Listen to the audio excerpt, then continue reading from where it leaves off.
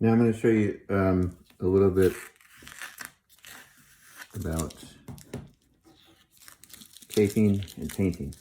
So right here, these different rows are different methods of gradients that I'm going to show you. So I'm going to rip this paint tape. If you have a thick tape, you can just rip it in half because all you need is that one straight edge. Put the other paint somewhere. And how I do this is really important. I put this one side down and I'm following the line and I'm keeping the tape on this side of the line. And I use my finger to tap down and I follow that line. Don't just throw it down and hope for the best. You need to be as precise as you possibly can. So I'm following that line there.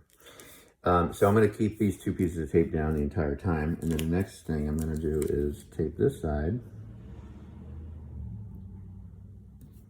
There, and I'm going to tape this side, and again reveal the pencil line. It's going to get covered with paint, but it also allows you to guide yourself, and so you know you're painting perfectly straight. So then you just get your number one.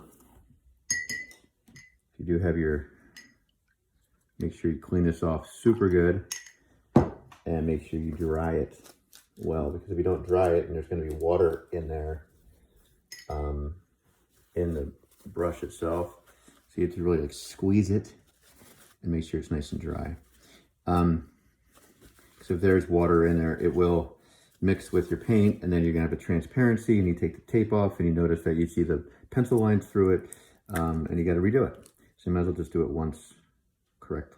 So I just have a little bit of paint. You can kind of see I just used the tip of the brush, and what I'm doing is I'm just putting it right on there, and I'm going in both directions because I want this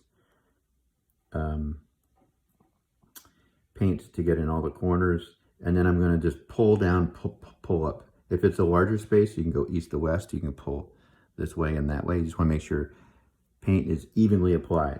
Now, if I were to go back in there, now because it's starting to dry, if I were to go back in, it's something called pulling, where if you pull it when it's starting to dry, it will drag the paint and it will start to create a texture. You don't want that.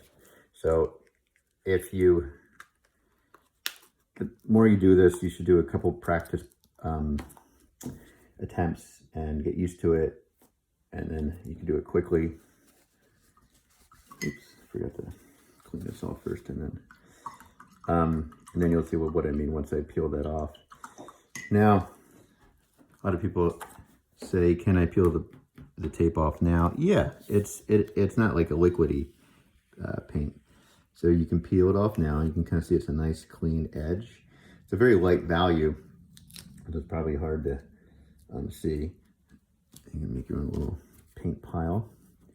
What I don't peel off this paint or the tape, because you're going to need that for something later.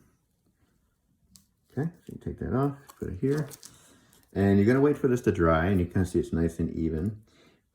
It should take about 2 or 3 minutes to dry. And then after that, you're going to get tape and cover the paint side. But you're going to reveal a little bit, like a sliver, let's say like a 32nd of an inch, the edge of the pink that I just put down.